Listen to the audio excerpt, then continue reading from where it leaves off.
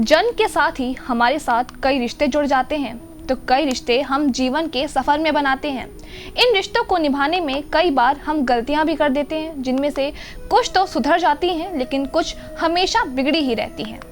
हम हर रिश्ते के लिए आदर्श व्यक्ति साबित नहीं हो सकते, और आज तक जीवन के सभी रिश्तों का अगर कोई आदर्श उदाहरण है तो वो है श्री कृष्ण, जिनके बारे में बात होती है तो यही कहा जाता है कि दोस्त हो तो कान्हा जैसा, भाई हो तो द्वारकाधीश जैसा, प्रेम करो तो कृष्ण जैसा, पुत्र हो तो देवकी नंद जैसा, सारथी हो तो वासुदेव जैसा, और उपदेश दो तो श्याम जैसा।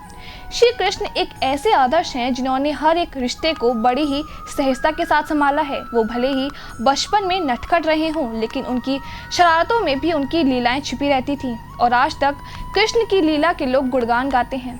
और आज कृष्ण जन्माष्टमी के शुभ अवसर पर हम श्री कृष्ण की इन्हीं कुछ लीलाओं के बारे में बात करेंगे। कृष्ण जी के जन्म के समय की गाथा से तो हर कोई वाकिफ ही है कि कैसे वासुदेव और देवकी ने अपनी 8वीं संतान को कंस के हाथों मरने से बचाने के लिए उसे नंद और यशोदा के घर छोड़ दिया, और फिर आगे चल के कृष्ण ने क्रूर कंस को उसके पापों की सजा दी। लेकिन अपने बचपन के दौरान ही श्री कृष्ण ने कई ऐसे कारनामे कर दिखाए थे जिसे देख हर कोई उनकी शक्तियों से वाकिफ हो गया था। हर कोई ये समझ गया था कि कृष्ण कोई साधारण व्यक्ति नहीं है।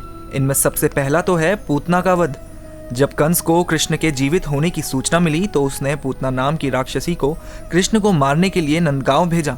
नंदगांव पहुंचकर पूतना ने कृष्ण को पालकी से उठाया और अपने वक्ष पर जहर लगाकर उन्हें पूतना दूध पिलाने लगी। लेकिन उसे क्या पता था कि वो जिसे विष पिला रही है उनके मुख में ही ब्रह्मांड समाता है, और उसकी ये भूल उसी के मौत का कारण बन गई। इसके बाद कंस ने कालियानाग को यमुना में भेज दिया था।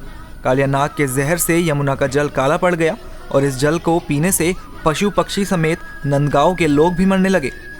नंदगांव के लोगों ने इस जगह को छोड़ कहीं और जाने की तक सोच ली थी, लेकिन श्री कृष्ण को ऐसा होना मंजूर नहीं था। और एक दिन खेल खेल में श्री कृष्ण यमुना नदी में कूद पड़े और कालिया नाग के सामने पहुंच गए। श्री कृष्ण कालिया का वध करने ही वाले थे कि नाग कन्याएं उनके प्राण की रक्षा करने आ गई। जिसके बाद श्री कृष्ण ने कालिया नाग को बख्श दिया और उसके फन पर खड़े होकर नटराज के रूप में नृत्य करने लगे। जिसके बाद नंदगांव के लोगों ने यह अचंभित कर देने वाला दृश्य देखा तो सभी हैरान रह गए। ऐसे ही कई और कारनामे हैं जिनके बारे में सुन आज भी लोग अचंभित रह जाते हैं। ये तो हुई उनकी बचपन की लीलाएं। अब आगे बात करते हैं उनके द्वारा दी गई सीख की। नारियों के सम्मान की सीख भी उनके द्वारा ही दी गई थी। जब द्रौपदी का चीरहरण हो रहा था, उस समय द्रौपदी ने श्री कृष्ण का नाम पुकारा था, और महिला की इज्जत को बचाते हुए कृष्ण ने द्रौपदी की साड़ी को इतना लंबा कर दिया कि दुशासन थक कर बैठ गया, लेकिन साड़ी खत्म नहीं हुई, और इस तरह श्री कृष्ण ने द्रौपदी की इज्जत बचाई। वहीं चक्रधर भगवान श्री कृष्ण ने महाभारत के युद्ध में अर्जुन के सारथी की भी भूमिका निभाई थी। मां शक्तिशाली होने के बावजूद भी उन्होंने अर्जुन के साथ मिलकर युद्ध लड़ने की बजाय उनका सारथी बनने की ठानी और उन्हें सही मार्ग प्रदान किया। उनके इस कर्म से हर किसी को यही सीख मिलती है कि अपने जीवन की लड़ाई हमें खुद ही लड़नी चाहिए, ना कि किसी की मदद से। दूसरा कोई भी व्यक्ति हमें सीख दे सकता है, लेकिन करना हमें खुद ही है। ऐसी ही जिंदगियों को बदल देने वाली सीख हमें श्री कृष्ण ने अपने पूरे मनुष्य जीवन काल में दी है, और 100 साल से भी ज़्यादा ऊपर की उम्र में उन्होंने मनुष्य जीवन छोड़ दिया, और उनकी मृत्यु के बाद द्वापर युग का अंत हुई और कलयुग की शुरुआत हुई। लेकिन चाहे कितनी भी युग बीत जाएं, श्री कृष्ण की लीला हमेशा लोग याद रखेंगे। और आज उनके जन्मोत्सव के मौके पर पूरे देश में कृष्ण भक्तों में काफ़ी उत्साह देखने को मिलता है। कृष्ण झांकियों से लेकर देर रात तक कृष्ण के भजनों से मंदिर गूंजते रहते हैं, और कृष्ण जन्माष्टमी का एक भव्य रूप तो मथुरा यानी कि उनके जन्म स्थल और वृंदावन में देखने को मिलता है।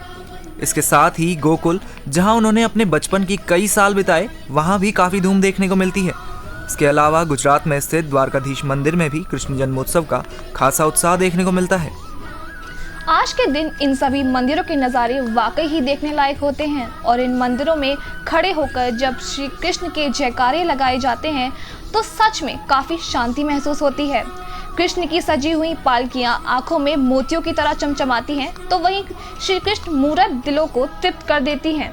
आज के कृष्ण जन्माष्टमी के शुभ अवसर पर आप सभी को ढेरों शुभकामनाएं। हम उम्मीद करते हैं कि आपको हमारी ये वीडियो काफ़ी पसंद आई होगी। हम ऐसे ही खास वीडियोस आपके लिए लाते रहेंगे, जिसे देखने के लिए हमारे चैनल JJN न्यूज़ को सब्सक्राइब करना ना भूलें और इस वीडियो को लाइक करना ना भूलें। धन्यवाद।